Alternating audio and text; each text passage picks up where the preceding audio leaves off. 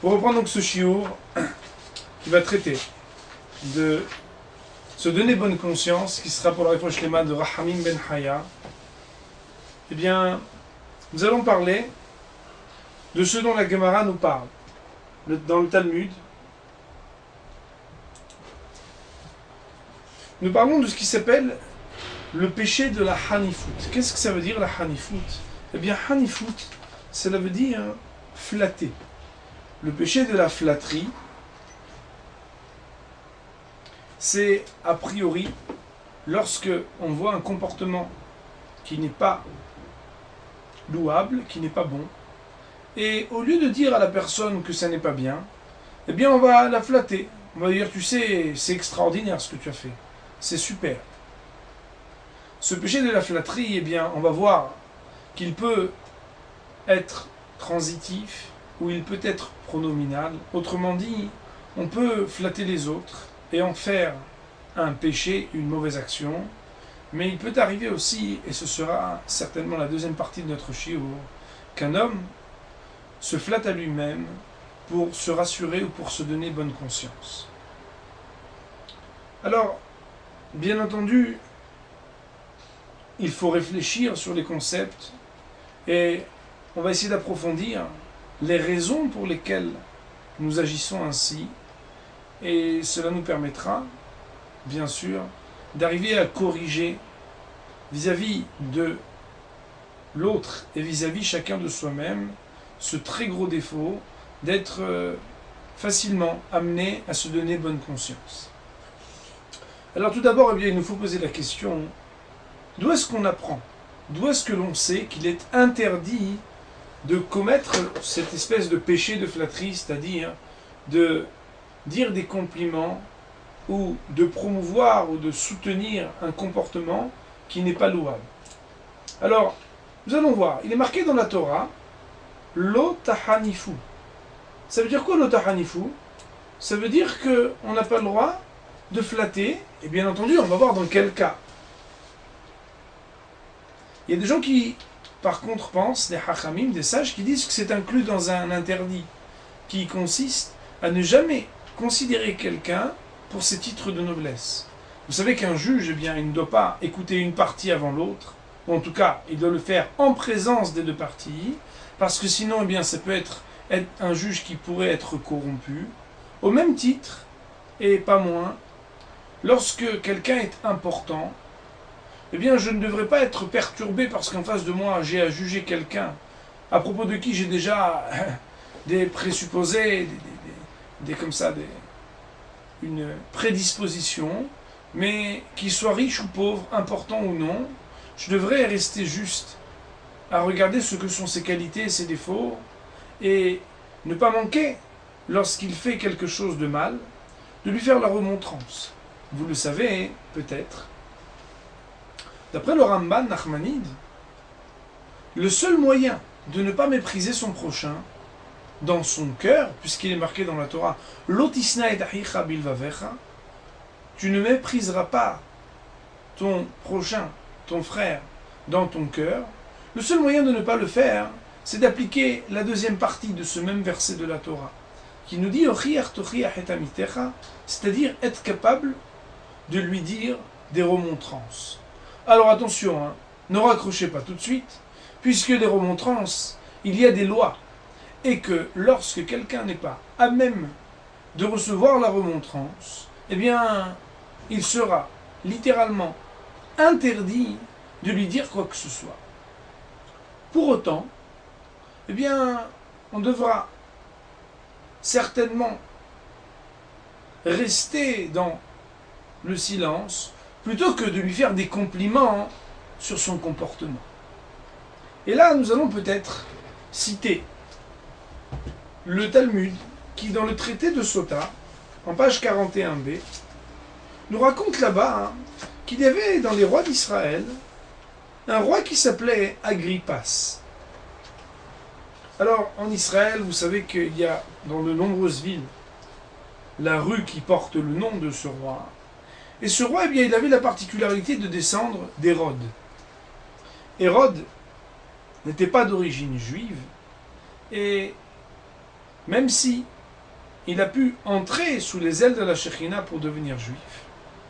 Agrippas, son descendant, lui, un jour, lorsqu'il était roi d'Israël, a dû lire pour la mitzvah de Hakel du rassemblement un rouleau de Torah. Vous savez qu'à l'issue de la 7e année, de l'année de la Shemitah, comme d'ailleurs c'est le cas cette année, et après le premier jour de la fête de Sukkot de l'année à venir, c'est-à-dire de la 8e année, on doit normalement se rassembler, hommes, femmes, enfants et même les bébés, pour écouter une lecture magistrale de la Torah prononcée par le roi d'Israël. Et à l'époque du Second Temple, le roi Agrippas vint à appliquer cette mitzvah. D'ailleurs, le Talmud va nous dire qu'il était zélé, parce que normalement, il n'était pas obligé de se mettre debout pour faire cette lecture. Mais lui, il a été zélé, il a fait plus que d'habitude, il s'est mis debout et il a commencé à lire à la Torah. Alors on imagine un moment extraordinaire, le roi d'Israël, tout le peuple juif réuni, et pourtant la Gemara de nous raconter que lorsque Agrippas est arrivé à lire le verset Lotuchal, c'est-à-dire le verset qui va lui dire qu'on n'a pas le droit de placer comme roi d'Israël quelqu'un qui est un non-juif ou un descendant de non-juifs, alors il y a marqué que Ithilu Ainav, ses yeux ont commencé à verser des larmes. Quand il a lu le verset le verset qui dit qu'on n'a pas le droit de placer comme roi un homme qui n'est pas de notre religion ou qui n'est pas descendant de notre religion, Zalgu Ainav Demaot. Le texte nous dit qu'il a commencé à pleurer. Alors imaginez, c'était terrible, c'était horrible. Le roi d'Israël qui s'arrête en pleine lecture de la Torah devant tout le peuple juif et qui commence à pleurer. Et là, les sages d'Israël, du Sanhédrin, qui étaient à côté de lui dirent Al titire ahinu ata. N'aie de crainte, toi le roi Agrippas, tu es notre frère, tu es notre frère. Et là, le Talmud de nous raconter que Beota Sha'a, à ce moment-là, Nithayhu Sone Israël Klaya, Shihnifulo la Agrippas. Le peuple juif a eu un décret divin qui l'a condamné à perdre dans cette journée beaucoup de ses co-religionnaires, donc beaucoup de Bnei Israël, de juifs, sont morts ce jour-là. Pourquoi ? Parce qu'ils ont fait le péché de la flatterie. Ils ont commis cette avéra de dire quelque chose qui était malvenu. Alors, bien entendu, les commentateurs viennent expliquer cette histoire talmudique et nous demandent, mais quel était le péché ? Après tout, il était descendant de serviteurs, mais il était quelqu'un qui, ensuite, faisait partie intégrante du peuple juif. Alors, Rashi, les tosafistes, chacun a son opinion sur ce sujet, mais le fin mot est que, même si Agrippas, normalement, n'aurait pas dû devenir roi, et que les Béné Israël, de leur côté, n'auraient pas pu changer quoi que ce soit à cela, puisqu'un roi, quand il est nommé, on ne peut pas comme ça le détrôner. La seule fois où ça a été le cas d'ailleurs dans le peuple juif, c'est lorsque Dieu lui-même, par la parole du prophète Samuel, a demandé qu'on détrône le roi Saül pour nommer à sa place le roi David. Mais on ne peut pas comme ça prendre des initiatives. Et donc, les Tosafistes de nous dire, c'est vrai qu'ils n'auraient peut-être pas pu changer grand-chose, mais ils auraient dû le laisser pleurer sans réagir. Ils n'auraient pas dû lui dire, tu sais, ce que tu fais c'est très bien, parce que tu es notre frère, tu es notre frère. Et donc une référence talmudique pour nous enseigner de cette histoire, de cet échange entre Agrippas, le roi d'Israël, et les sages du Sanhédrin, que le péché de flatter, le péché de complimenter lorsque ça n'est pas justifié, va engager des peines terribles pour le peuple juif, c'est que les plus grands sages d'Israël sont morts en ce jour où le roi Agrippas a été flatté alors qu'il n'aurait pas dû l'être. Alors, on va essayer, Bezat Hashem, avec l'aide de Dieu, de réfléchir sur ce sujet. Et peut-être qu'on va se prêter à des remarques linguistiques que j'ai trouvées très agréables d'ailleurs, pour ceux qui sont un minimum hébraïsants, dans l'ouvrage du Ben Ishraï, qui était un sage de Bagdad, dans ce commentaire sur le Talmud. Et ce sage, eh bien, nous explique que le terme qui désigne en hébreu la flatterie, c'est interdit donc de faire des compliments lorsqu'ils sont mal placés, eh bien, le terme qui est utilisé, c'est Hanoufa. Hanoufa, ça s'écrit comment? Ça s'écrit Het, Nun, Vav, P et He. D'ailleurs, le Vav, vous savez que les voyelles O et OU peuvent s'écrire avec ou sans Vav. En tout cas, nous dit le Ben Ishraï, quand quelqu'un va faire des flatteries, eh bien, on n'a qu'à couper le mot en deux et lire Hen, P. Hen, P, cela veut dire la grâce et la bouche. Première racine, donc, première décomposition de ce mot, c'est que celui qui flatte, c'est celui qui veut trouver grâce par l'expression de sa bouche. D'ailleurs, la première réflexion va être de dire que lui, il utilise sa bouche pour trouver grâce à celui qui l'écoute, mais bémet que son cœur, il ne l'utilise pas.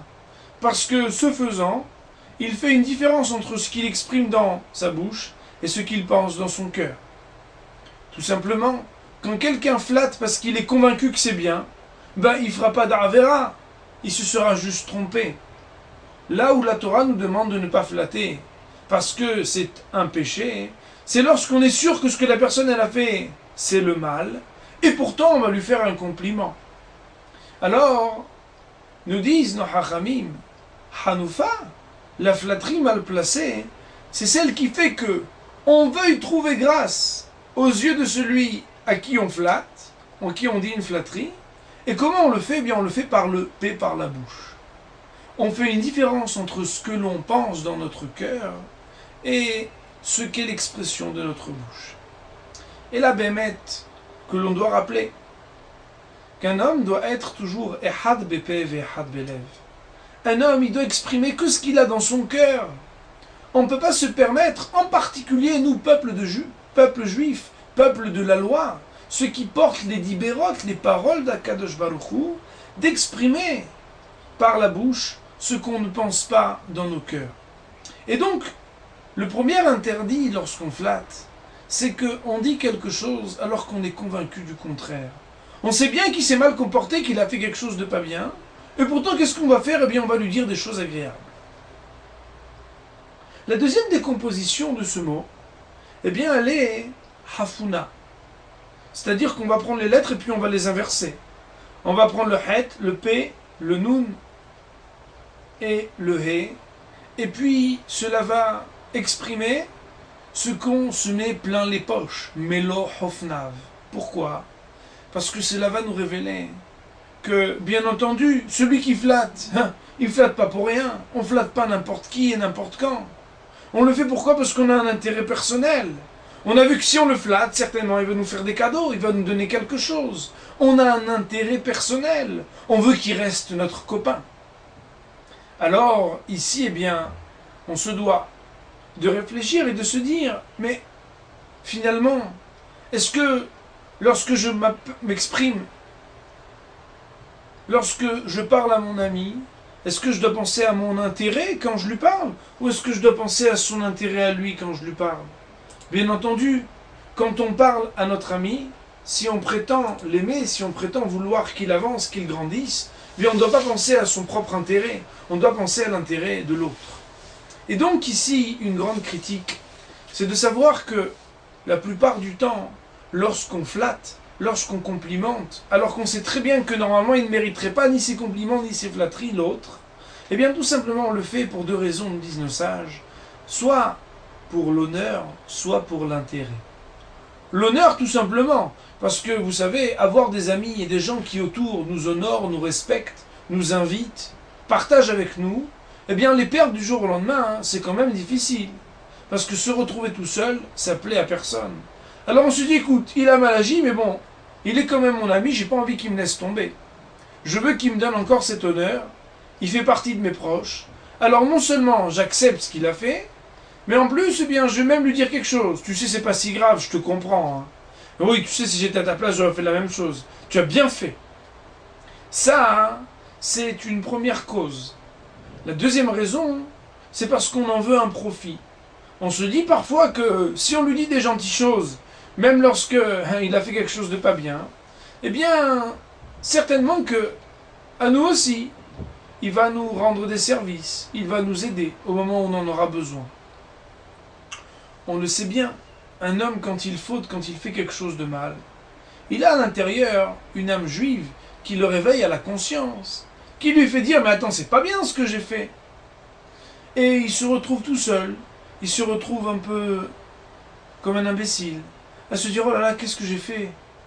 Et là, de deux choses l'une, soit il reste tout seul, ou bien avec un ami qui lui dit « tu sais, c'est pas très bien ce que tu as fait, il faut faire tes chouvas ». Et donc, d'une de ces deux possibilités, il va se réveiller au retour, il va faire attention à changer son comportement, soit il va rencontrer quelqu'un qui est had bepeh ve had belev, qui a une bouche qui n'exprime pas la vérité de son cœur, et qui va être capable de dire à cet homme « t'as vachement bien fait, hein, tu sais, c'est super ce que t'as fait. Non, non, non, non, ne crois pas, je sais que tu pourras avoir de mauvaises impressions, de mauvais sentiments, mais sache que t'as assuré, c'est comme ça qu'il fallait faire. » Et là, eh bien, on pense à son intérêt, on pense à son honneur personnel, mais l'autre, on ne lui a pas rendu service. Pourquoi on ne lui a pas rendu service? Parce qu'à cause de nous, il ne se rend même pas compte qu'il a fait du mal, et puis il sera très content de nous croire qu'il a bien fait. Mais il ne fera pas teshuva, il ne changera pas. Et certainement, ça l'amènera à récidiver de cette avéra, de cette faute, de ce mauvais comportement. Parce qu'il dit, de toute façon, moi, ils me soutiennent coûte que coûte, mes amis. Et lui, il m'a jamais laissé tomber. Même quand j'ai fait les pires choses. Alors, puisque je ne suis pas tout seul, et puisqu'il me soutient, puisqu'il m'a dit que c'était bien, ben, je vais continuer. Au lieu d'aider l'autre, eh bien, on l'a enfoncé, on ne l'a pas poussé à grandir, poussé à progresser. Alors, eh bien, troisième décomposition de ce terme qui dit Hanifa, eh bien, c'est Nefuha. C'est une autre manière de prendre les lettres et de les inverser. C'est quoi Nefuha? C'est lorsqu'on gonfle. C'est quoi gonfler? Eh bien, c'est prendre quelque chose qui est vide et puis souffler un peu pour lui donner une apparence plus large. On va étendre un peu son espace et puis tout d'un coup, ce ballon qui finalement n'est au niveau de sa matière pas grand-chose, il est immense, il est énorme. Indépendamment du fait que on peut l'éclater, eh bien, il faut savoir que gonfler, c'est quoi?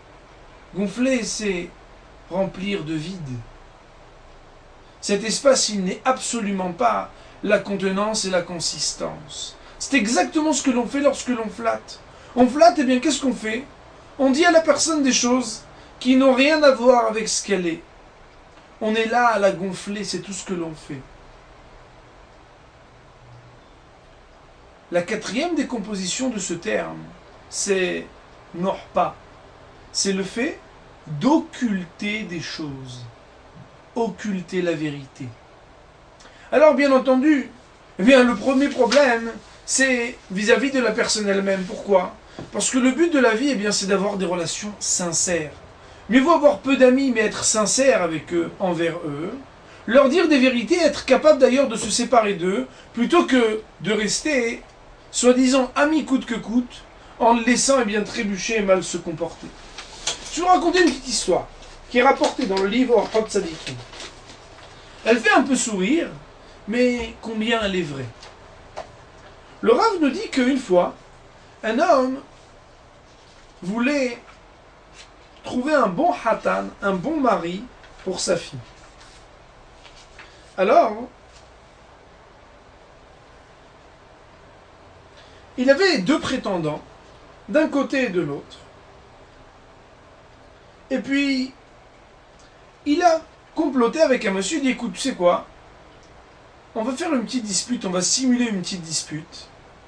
Et moi, je vais avancer des arguments où j'ai un peu tort. Je voudrais voir leur réaction à ces deux-là. Et donc, ce papa, qui cherche un mari pour sa fille, se dispute et vraiment amène des arguments qui ne sont pas du tout valables. Et là, il prend à témoin ces deux jeunes hommes. Il a dit, alors, toi, qu'est-ce que tu penses? Tu es d'accord avec qui? Et puis il dit, vous savez, vous avez totalement raison. D'ailleurs, vous en face, là, je ne comprends pas ce que vous dites. Qu'est-ce que c'est que ça? Et puis il y avait l'autre, qui est là, qui dit, écoutez, je vous dis la vérité, je ne suis pas du tout d'accord avec vous. Qu'est-ce que c'est que ça? Vous me demandez mon avis, alors sachez que vous avez tort du début jusqu'à la fin.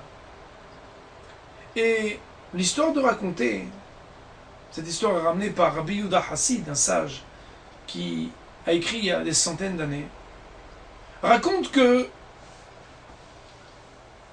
le futur beau-père a su tout de suite choisir celui qui était capable de contrarier les positions du beau-père. Parce que le Hémet, c'est le Hémet, la vérité, c'est la vérité, et qu'il ne faut pas flatter celui qui n'a pas raison. Eh bien, c'est lui qui pourrait être le meilleur hatan, le meilleur mari pour sa fille. Alors attention, je ne suis pas en train de dire que dès que le beau-père a tort, il faut lui tomber dessus. Je ne prends aucune responsabilité des discussions lorsqu'on est en présence des beaux-parents.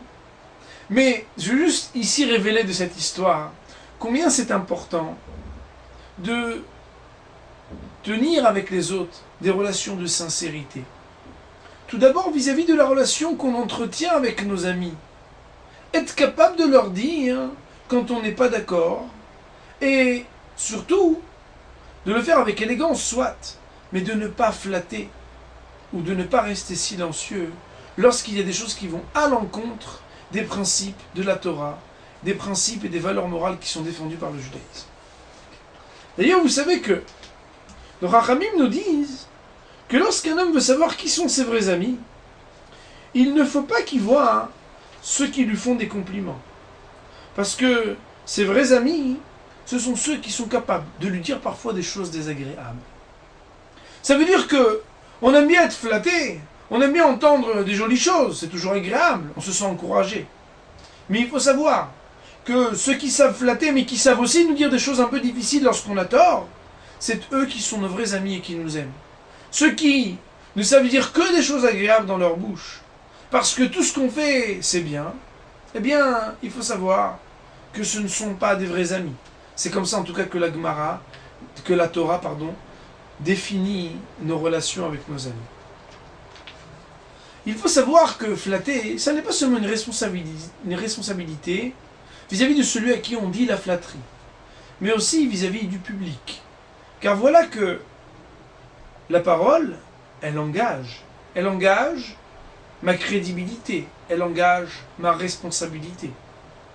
Que je sois rabbin, que je sois tout simplement un juif sincère, droit, dès que j'ouvre la bouche, eh bien, ceux qui ont foi en ma parole vont regarder à qui je donne ma confiance, à qui je donne des flatteries, et puis on n'a qu'à voir lorsqu'on cherche à rencontrer, cette semaine encore quelqu'un m'a appelé, pour me dire, pourriez-vous vous renseigner? Que pensez-vous de ce garçon? Et on est obligé de dire des mots justes et de pouvoir engager notre dibour, notre parole. Lorsqu'on donne du crédit, lorsqu'on dit que quelqu'un est bien, est bon, eh bien ça pourra engager que telle ou telle personne entre dans une relation plus ou moins intime, de confiance ou non, avec la personne en question. Lorsque on est en présence, on est présent, et qu'il y a une situation où une personne réouvaine se comporte mal, si je ne dis rien, tout le monde va regarder que je n'ai rien dit. Si je fais un sourire, tout le monde va voir que j'ai acquiescé quelque part. Si je flatte ou je complimente, alors là encore plus. on va juger que j'ai donné raison à cette personne. Lorsque j'ouvre la bouche, je dois savoir que je m'engage, non seulement vis-à-vis de celui à qui je m'adresse, mais vis-à-vis de tous ceux qui sont le public, tous ceux qui regardent ce que je vais dire ou non. Que ce soit directement ou indirectement, je dois personnellement savoir que louer, peut-être même pas directement l'acte de la personne lorsqu'elle s'est mal comportée, mais juste dire que cette personne est impieux, que cette personne est une personne très bien ou non, cela va m'engager. Cela, bien entendu, peut aller dans les deux sens. Soit de flatter, soit de trop vite. Khalila, Dieu préserve, disqualifier quelqu'un parce que j'ai dit une fois quelque chose pour le mettre de côté. Alors, eh bien, la parole, hen, paix, qui compose le mot qui est la flatterie, c'est de trouver grâce par la bouche, doit m'engager vis-à-vis des autres.